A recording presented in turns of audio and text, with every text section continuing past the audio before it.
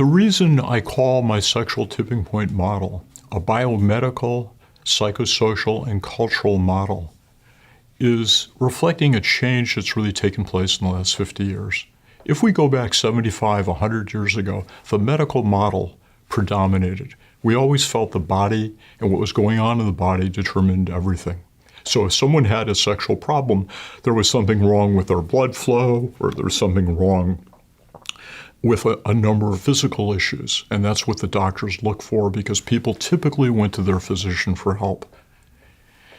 In the early 1970s, this model shifted to what was called a biopsychosocial model, which has become the gold standard, meaning it is mind and body.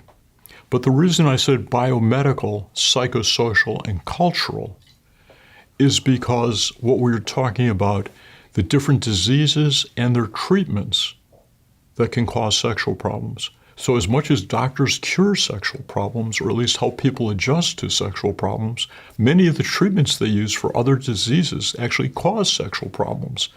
So to cut the medical side out of this, I think is a mistake. I think you need to integrate that in.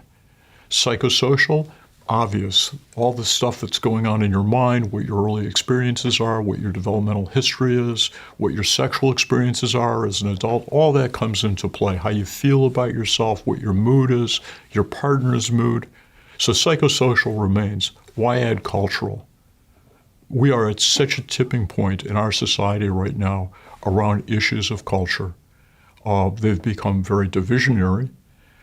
People are upset with the number of abbreviations that are being used, the way people are specifying their pronouns, the impact of religion, the difference between Western culture and some of the other cultures, both in the Middle East and further east. And if, as helping professionals, as health providers, if we're not cognizant of the patient's culture and what these things mean to them, we're going to make terrible mistakes. So when I'm teaching our students, our doctors in training, our residents about understanding human sexuality and human sexual function, it's essential that they are paying attention to both these biomedical factors, the psychosocial factors, and the cultural factors. And that's why it's a biomedical, psychosocial, and cultural model.